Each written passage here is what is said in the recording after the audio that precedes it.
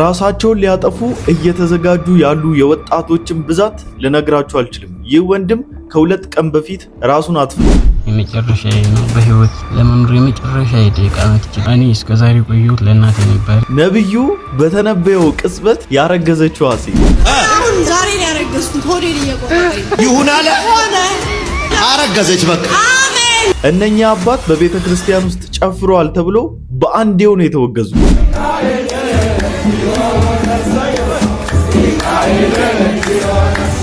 ይህ ሰው ግን ትውልዱን ምንድነው ለማስተማር እየሞከረ ያለው? እኔ ያላንቺ መኖር አልችልም፣ አይበላልኝም፣ አይጠጣልኝም ካለ ቡዳ ይዞታል፣ ይጸልይለታል።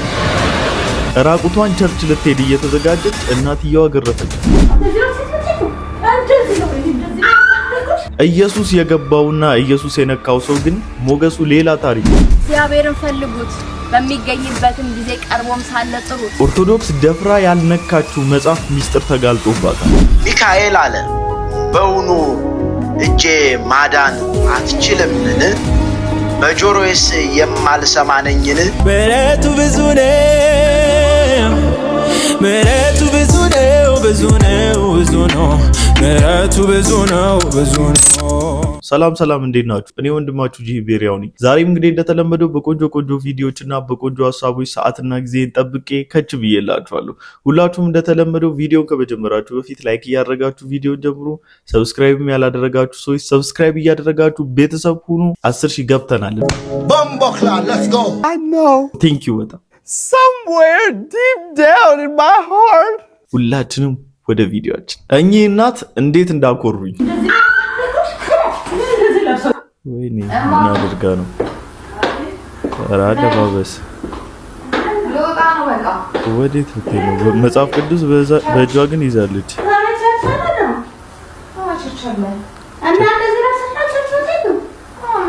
የበሏት ማዘር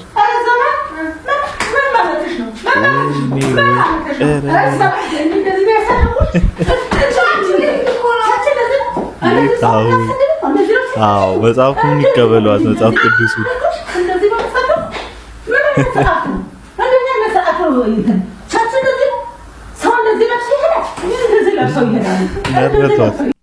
አብዛኛው ሴቶች እንደዚህ የሚገርፋቸውና እንደዚህ የሚቆነጥጣቸው እናት ቢያገኙ ወይ ሰው ቢያገኙ እንዴት አደብ ይገዙልን ነበረ መሰላችሁ? ብዙ ሴቶች በቃ የአለባበስ ስርዓታቸው ሁላ ተለውጧል። ወደ ቤተ ክርስቲያን ሲኬድ በቃ ሌላ ታሪክ። ፋሽን ሾው ራሱ የማይመጥን አይነት አለባበስ ነው እየተለበሰ ያለው ወገንታት። አንዳንድ ያላገቡ ወንድሞቻችን ሄት ማድረግ ከፈለጉ እንኳን እርቃናችሁን ስትሆኑ ቫልዩአችሁን ነው የሚያወርድባችሁ። ለጌታ ቤት ክብርም የሚመጥን አይነት አለባበስ አይደለም። አለባበሳችሁ ላይ በጣም ሲሪየስ መሆን አለባችሁ። ስፔሻሊ ከኮሜንት ላይ ካየሁት ስነግራችሁ ኪንግደም ሳውንድ ለማምለክ እየሄዳችሁ ያላችሁ እህቶቻችን የአለባበስ ኮምፕሌን በጣም እየቀረበባችሁ፣ አለባበሳችሁ ላይ ታቀ አለባበሳችሁ ላይ ተስተካከሉ። ለዴት የምትሄዱ ወንዶች እረፉ ተብላችኋል። ቸርች ስትሄዱ በጣም ሲሪየስ መሆን አለባችሁ። ሰላም እንዴት ናችሁ?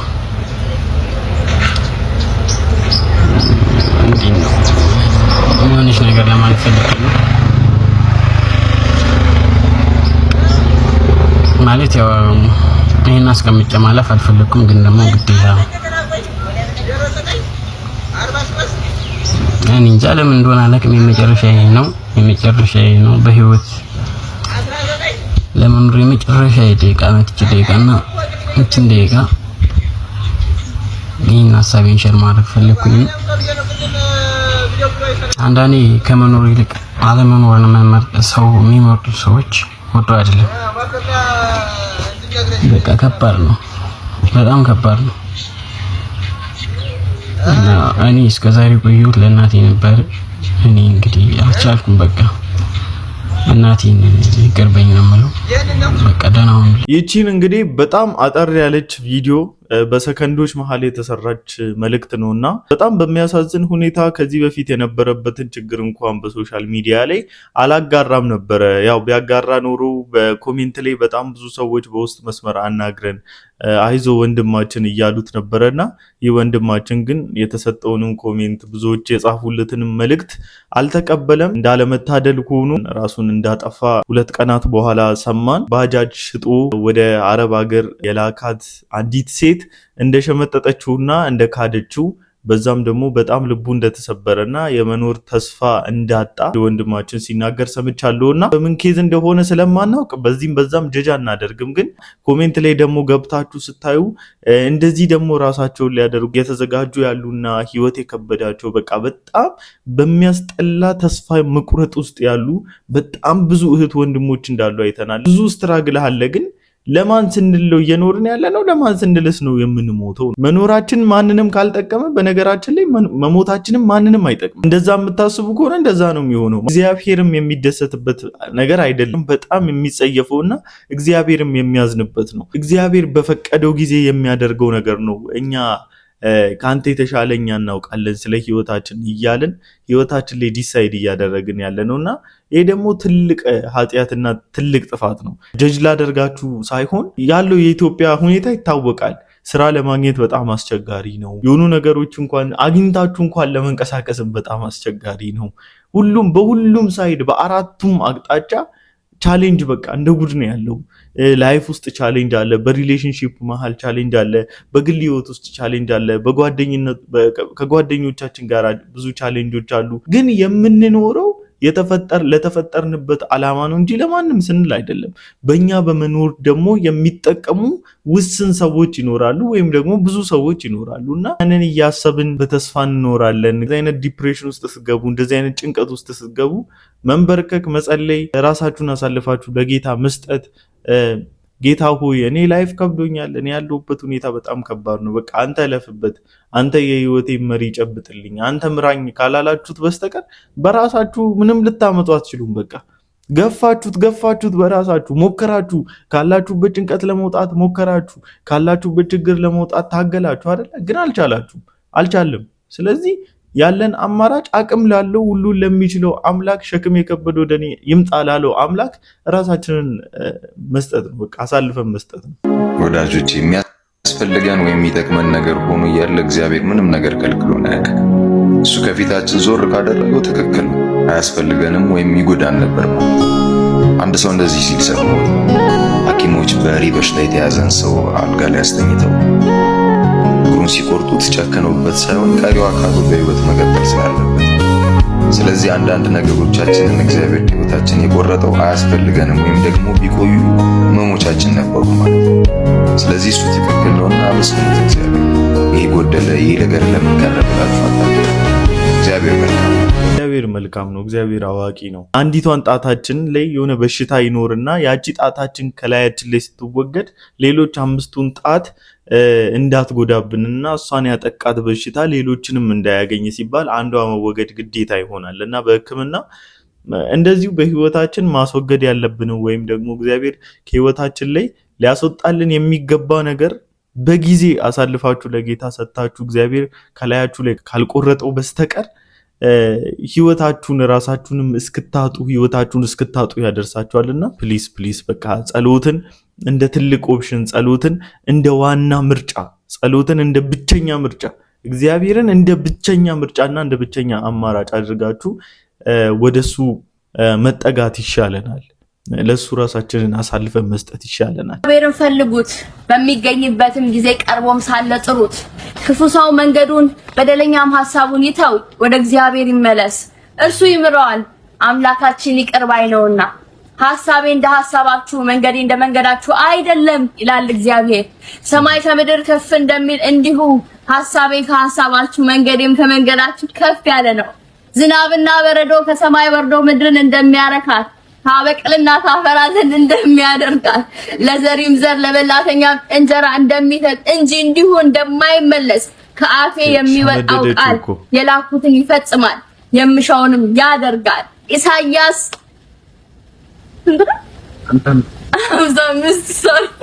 ባይብል በቃ ሙሉ ቨርስ ነው የሸመደደችው። የእግዚአብሔርን የምህረት ባለጠግነትና የእግዚአብሔርን አብሮነት የሚያሳይ የእግዚአብሔር ቃል የመጽሐፍ ቅዱስ ክፍል። በልጅነት አትሞቱ፣ አሜን። በሽምግልና ድሃ አትሁኑ፣ አሜን። በእግዚአብሔር የተባረካችሁ ሁኑ፣ አሜን።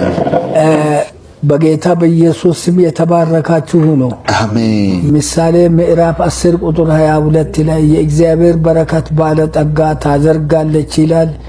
የሰማይ አምላክ በረከት በእናንተ ላይ ይሁን። አሜን። የእግዚአብሔር ክንድና ኃይል ከእናንተ ጋር ይሁን። አሜን። ፍጹም ክፉ አያገኛችሁ። አሜን። ወጥታችሁ ገብታችሁ በእግዚአብሔር መልካምነት ውስጥ ተመላለሱ። አሜን። ጸጋውን ያብዛላችሁ። አሜን። አፋችሁ እንደ እግዚአብሔር አፍ ጠላትን የሚገል ቅዱሳንን የሚያሳድግ ይሁን። አሜን። ክፉ አያገኛችሁ። አሜን። የእግዚአብሔር ሰላም ጠብቆ በሰላም ኑሩ። አሜን። እድሜያችሁ በልማትና በጸጋ በእግዚአብሔር በረከት ይለቅ። አሜን። ይኑር። አሜን። ጸጋውን ያብዛላችሁ። ጌታ አብስቶ ይባርካችሁ። አሜን። እግዚአብሔር ይባርካችሁ። በእነዚህ በተጸለዩላችሁ ነገር በሙሉ እግዚአብሔር ይባርካችሁ። እግዚአብሔር በአጠቃላይ ዘመናችሁን ብርክ ያደርግላችሁ። እርጅናችሁን ደግሞ ልክ እንደነኚህ አባት ያደርግላችሁ። መዝሙር 23 እግዚአብሔር እረኛዬ ነው የሚያሳጣኝም የለም። በለመለመ መስክ ያሳድረኛል፣ በዕረፍቱ ዘንድ ይመራኛል። ነፍሴን መለሳት፣ ስለ ስሙም በጽድቅ መንገድ መራኝ። በሞት ጥላ መካከል እንኳን ብሄድ አንተ ከኔ ጋር ነህና ክፉን አልፈራም። በትርህና ምርኩዝህ እነሱ ያጽናኑኛል። በፊቴ ገበታን አዘጋጀህልኝ፣ በጠላቶቼ ፊት ለፊት ራሴን በዘይት ቀባህ። ጽዋዬም የተረፈ ነው። ቸርነትህና ምሕረትህ በሕይወቴ ዘመን ሁሉ ይከተሉኛል። አሜን፣ አሜን፣ አሜን። ቸርነቱና ምሕረቱ ዘመናችንን በሙሉ ሕይወታችንን በሙሉ ሲከተለንም ኖሯል፣ አሁንም ደግሞ ይከተለናልና እግዚአብሔር ትልቅ ነው። በቃ እንደዚህ የእርጅናችንን ዘመናችንን ለጌታ እንደነኚህ አባት መስጠት እንድንችል ጌታ ይርዳን። ለምን ተስፋ እንቆርጣለን? በዚህ በወጣትነት ጊዜያችን ለምን እርሱን በማገልገል ውስጥ ራሳችንን ቢዚ አናደርግም? ብዙ ነገር እኮ ሊጎድል ይችላል። ቅድም እንዳልኳችሁ ብዙ ነገሮች እኮ ክራውድድ ሊሆኑብን ይችላሉ። ግን ደግሞ እግዚአብሔርን በማገልገል ውስጥ የምትረሱት ቀላል ነገር አይደለም። በጣም ብዙ ነገር ነው የምትረሱት። ማለት ልክ ብዙዎችን እንደዚህ ስታዩዋቸው ብዙዎቻችንን እንደዚህ ምናምን ስታዩ የማያስጨንቅ ነገር ኖሮ ምናምን አይደለም። ጌታ ነው ብላችሁ ቢወራ ማለት ነው ያስለቅሳል። የሁላችንም ታሪክ ያለንበት ሲቹዌሽን ቢወራ ሁሉም እኮ የራሱ የሚያለቅሰው የራሱ የሆነ ነገር አለው። ሁሉም ተመችቶት አይደለም። ሀብታም እንኳን የምትሉት አለው የምትሉት ኪሱ ሙሉ ነው የምትሉት እንኳን ስንት የሚያስለቅሰው ስንት የሚያሳብደው እንደ እብድ ብቻውን እየሄደን የሚያደርገው ስንት ኬዝ አለበት መሰላችሁ። ሁሉም ደልቶት አይደለም። ሱፍ ለብሶ ሲሄድ ምርጥ መኪና ውስጥ እየነዳ ምናምን ሲሄድ የሆነ ታሪክ አለና ምናልባት ያው እስቲ መኪናውን ሰጥቶኝ ልጨነቅ መኪና ውስጥ ቁጭ ብዬ ማለታችሁ የማይቀር ነው። ግን አም ሲሪየስ ከምር ከዚህ ሁሉ ነገር ከዚህ ሁሉ ጫጫታ ከዚህ ሁሉ ግርግር ከዚህ ሁሉ ጭንቀት ግን ሰላም ሆናችሁ ተረጋግታችሁ እንድትኖሩ የሚያደርጋችሁ ግን እግዚአብሔርን በማገልገል ውስጥ ነው።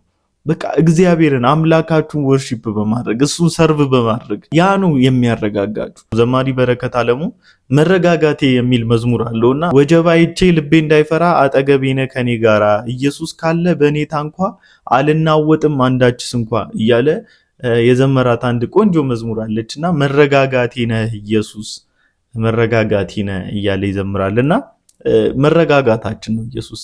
ስለዚህ ወደ ኢየሱስ መጠጋት ይሻለናል።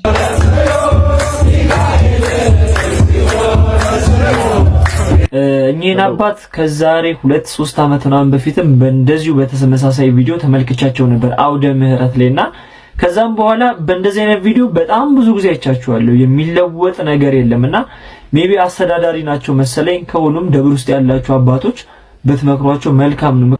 ዝጠላ ከመወይን ጣዕሙ እስኩ ድግሙ ድግሙ ይባላል። ቤተ መቅደስ ውስጥ እየጨፈራችሁ እንደዚህ በአብሹ ጠግባችሁ ጠላ ጠጥታችሁ የወንጌል አማኞችን ለእግዚአብሔር ሲዘምሩ ዳንስ ነው ብላችሁ የምትናገሩበትን ሞራል ከየት አመጣችሁት? እስቲ ንገሩኝ። ኢየሱስ የለየለት ጌታ ነው። ተባረኩ። ቪዲዮን እንመልከተው። ጴንጤ መች ይጨፍራል? ጴንጤ መች ይጨፍራል? አይ እሱ እንኳን አልጨፈረም፣ ጨፍሮ አያውቅም። ጴንጤ አይጨፍርም። ጴንጤ ጨፍሮ ያውቃል እንዴ? ኧረ አያውቅም። ከነሱ አንፃር አያውቅም። እኔ እኮ በጣም ነው የሚያስቁኝ። እንደው አንዳንዶች እንደውም ድፍረታቸው እኛን ለመናገር ጴንጤ ጨፋሪ ነው ለማለት እንዴ አሁንማ በቃ አሁንማ ተሳካላችሁ እኮ እንደውም አሁን በስፔሻሊ በጭፈራው ዙሪያ እኮ ሐሳባቸው የተሳካላቸው ይመስላል። ምክንያቱም ምን መሰላችሁ በሶሻል ሚዲያ ላይ የሚያዩት ዳንኪራና ጭፈራ ቤተክርስቲያን በሚባለው መድረክ ላይ ያ እግዚአብሔርን በሚያሰድቡበት መድረክ ላይ በአንዳንዶቹ ላይ ማለት ነውና በቃ ናይት ክለብ የሚመስል ነገር ስላለ ለነሱ ምቹ ነው። በቃ አሁን ሄዶ ኮምፕሮማይዝ የሚያደርጉበት ቶፒክ አግኝቷል። ለምሳሌ ሄዶ ናይት ክለብ ምናምን እየጨፈሩ እግዚአብሔር የልቦናቸውን አይን ያብራላቸው፣ እግዚአብሔር ወደ እውነታው መንገድ ይመልሳቸው ብላችሁ ኮሜንት ስታደርጉ ምን ከናንተ ቸርች አይሻልም እንደ ጨፈረው ምናምን ይላሉና ባይዘው በደንብ ብሎክ የሚያደርጉበትና በደንብ ራሳቸውን የሚከላከሉበት በቂ ሪዝን አላቸው።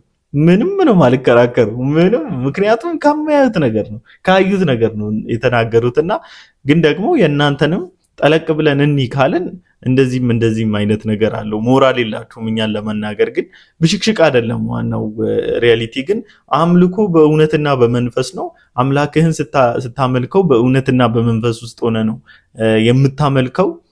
ክብሬ የሚባል ነገር የለውም፣ እኔ የሚባል ነገር የለውም በአምልኮ መሃልና በጣም ብዙ ነገርህን ጥለህ ስለምታመልከው እንዴት ልትሆን እንደምትችል አንዳንዴ ሪያላይዝ ላታደርገው ትችላለህ። ግን ደግሞ ከአእምሮ ሆነህም ደግሞ ማምለኩ በጣም ቆንጆ ነው ብዬ አስባለሁኝና ነቀፌታ እንዳይበዛብን ከፈለጋችሁ መድረክ ላይ የምታሳዩትን አክትና የምታደርጉትን ነገር በጣም ሪያላይዝ እያደረጋችሁ እኔ ያላንቺ መኖር አልችልም፣ አይበላልኝም፣ አይጠጣልኝም ካለ ቡዳ ይዞታል፣ ይጸልይለታል።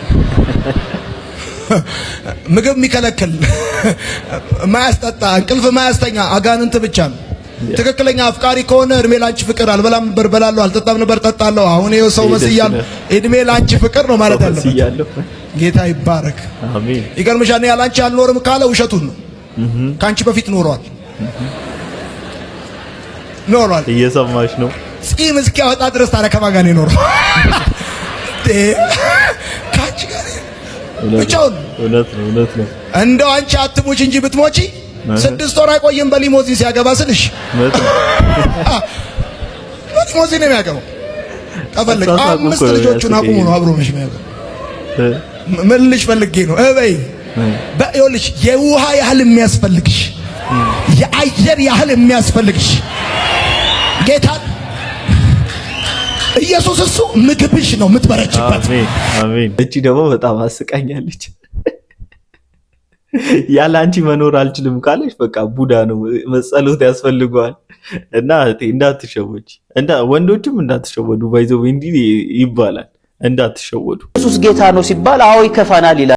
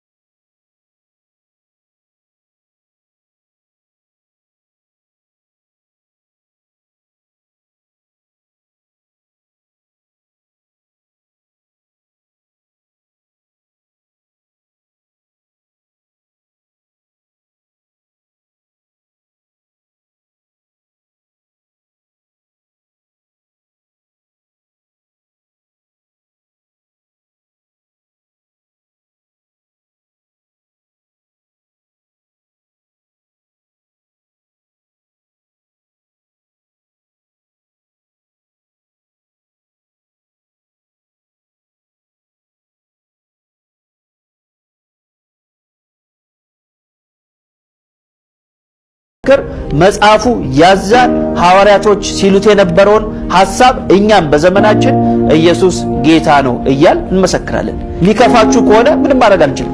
እናንተ ይከፋችኋል ብለን እኛ ኢየሱስ ጌታ ነው ከማለት ወደ ኋላ አንልም። ኢየሱስ ጌታ ነው ሲባል የሚናደደው ደግሞ ማን ነው ከተባለ የጨለማው ኃይል ነው። ምክንያቱም ማንም ያለ መንፈስ ቅዱስ እርዳታ ኢየሱስ ጌታ ነው ማለት ስለማይችል አይ ኢየሱስ ጌታ መባል የለበትም ካለ ከመንፈስ ቅዱስ ውጪ ያለውን መንፈስ የተቀበለ ሰው መሆኑን በዚህ ማረጋገጥ እንችላለን። በምን ድፍረት ነው ግን ኢየሱስ ጌታ ነው ስትሉ ይቀፈኛል፣ ኢየሱስ ጌታ ነው ሲሉ ራሱ ይቀፈኛል ምናምን የሚለው? አሁን ይሄ እንግዲህ መጀመሪያ ላይ ያሳየኋችሁ ሰው ኢየሱስ ጌታ ነው ሲባል እንዴት እንደሚቀፈኝ ያለው ሰውዬ እዚህ አሁን በቲክታክ ላይ ሰሞኑን ፎቶን እየለጠፉ የኛ የኦርቶዶክስ እንቁ የኛ ጀግና አንበረከካቸው አብረከረካቸው እንግዲህ እየተባለ ያለ የገድል እንትናቸው ነው፣ የገድል ቦዲጋርዳቸው ነውና በጣም እኮ ነው የሚያሳዝኑት። ያውም በአውደ ምሕረት በወጣቶች ፊት ለፊት ቆመው ኢየሱስ ጌታ ነው ማለት ስብከት የሚመስላቸው ሰዎች አሉ ብሎ የመናገር ድፍረት ያላቸው ሰዎች አሉ። የመናገር ድፍረት ያላቸው ሰዎች እንዴት ያሳፍራል! በጌታ በኢየሱስ ስብከት ማለት ለነሱ ዚቅ ዘይካቲት ነው። ጓሚው ሚካኤል አለ በውኑ እጄ ማዳን አትችልምን? በጆሮዬስ የማልሰማነኝን? በዓሌን አክብሩ ሕጌንም ጠብቁ፣ ከሥራዬ ፍሬ ከበረከቴም የከረመውን ትበላላችሁ በሚል ድርሰት የተሰጠው ለሚካኤል የአምላክነትን ድርሻ እንግዲህ ይህንን የተናገረው የእስራኤል ቅዱስ እግዚአብሔር ሆኖ ሳለ የእግዚአብሔርን የአምላክነትን ድርሻ ለሚካኤል ተሰጥቶ እናገኛለን። በመጽሐፈ ዚቅ የመስከረም ዚቅ ላይ ይህንን እናገኛለን። ዚቁ ሚካኤልን የአምላክን ድርሻ ሰጥቶት ሲያወድስ፣ ማህሌት ሲቆምለት፣ ምስጋና ሲቀርብለት በሊቃውንቱ በቤተ ክርስቲያን ሲነገር ይህ ማህሌት ሲቆም በኦርቶዶክስ ቤተ ክርስቲያን ይታወቃል። እንግዲህ ይሄ ነው ስብከት። ሚካኤል ያላለውን አለ ብለው ይጽፉታል። የኔም በዓል ያላከበረልኝ በዓሌን አክብሩልኝ ምናምን ብሎ ሚካኤል መጥቶ ነግሯቸው ተገልጦላቸው እንደዛ እንዳለላቸው አድርጎ ፐርሰፕሽን ይፈጥራሉ። የሆነ ሐሳብ ሰው ውስጥ ያስቀምጣሉ። ከዛ በኋላ እንግዲህ ሰው እንደዛ ማኒፑሌት ይደረጋል ማለት ነው። ህዝቡን ገደል ይከታሉ። ለነሱ ስብከት ማለት እንግዲህ ሚካኤል ያላለውን አለ፣ ገብርኤል ያላለውን አለ፣ ማርያም ያላለችውን አለች፣ እንዲያለች እንዲሆኑልኝ አለች። እንዲህ ያላደረገ ስም አጠራሩ ዝክሬን ያልዘከረ ስሜን ያልጠራ ለኔ ለስዕሌ ለምስሌ ያልሰገደ ስም አጠራሩ አይታወቅ ከቆመበት ይጥፋ አለች ያሉ ዝባዝንኬ ተረት ግሳንግስ ኮተታ ኮተቶች እያወሩ ህዝቡን በዚህ መልኩ ማኒፑሌት ያደርጋሉ። የህዝቡን አይምሮ ማለት ነው። ይሄ ነው ለነሱ ስብከት ማለት። ወንጌሉ ሙሉ የሚሆነው በኢየሱስ ስታምን ትድናለህ ብቻ ሳይሆን በኢየሱስ ስታምን ትድናለህ እንጂ ምን አትልም አትጠፋም። ሙሉ ወንጌል ይሄ ሰውን ከሃይማኖቱ ወደኛ ለማምጣት ሰውን ከየቤተ እምነቱ ለማምጣት ብቻ መንገድ ላይ ወይም ሰፈርም ይሁን የትም ቦታ መዳን በኢየሱስ ነው፣ በኢየሱስ ካመን ትድናለህ። ኦኬ እሺ፣ እኔ እኮ ግራ ገብቶኝ ነበረ፣ ገሃነም ፈርቼ አምናለሁ። ድነሃል። ኦ ሃሌሉያ! አጨብጭቡ፣ እቀፉት ተባለ። ከመጣ በኋላ ትንሽ ሲቆይ የዳንክ እንዳይመስል ወገኖቼ፣ እኔም ፈራለሁ። እንዴ ባለፈው ያመጡኝ ምን ብለው ነው? ምን ብለን ነበር ያመጣ ነው? አባል ካረግ ነው በኋላ ከሃይማኖቱ ካፈናቀል ነው በኋላ እዚህ ካመጣ ነው በኋላ የዳንክ እንዳይመስል አውቀን ነው ያኔ እንደማለት ነው። ፍራንክ ተደርጋል ማለት ነው። ያኔ መንገድ ላይ ስትሰብከው፣ ያኔ በቤቱ ስትነግረው የነገርከውን ወንጌል እስከ መጨረሻው አትቀየር። በኢየሱስ ያመነ ይድናል አለ። መዳናችን ያለቀለት ኮምፕሊት ጉዳይ ነው በጌታ በኢየሱስ ክርስቶስ ካመንን። ምክንያቱም አንዴ ያስገባቸውን እሱ ፈጽሞ ስለማያስወጣቸው የመዳናችን ነገር የመዳናችን ጉዳይ ያለው በጌታችን እጅ ነው። ትድናለህ እንጂ አትጠፋም የሚለው ትክክለኛና ሙሉ ስብከት ነው ለኔ። እንግዲህ ድነት ይነጠቃል ብላችሁ የምታስቡ ወይ ድነት ይጣጣል ብላችሁ የምታስቡ ሰዎች በዚህ ንግግሬ ሊከፋችሁ ይችል ይሆናል። ግን እኔ እንደዛ አምኜ ጌታን ስላልተቀበልኩኝ በዚህ ነው ማምነው። ትድናለህ እንጂ አትጠፋም። በቃ ትድናለህ።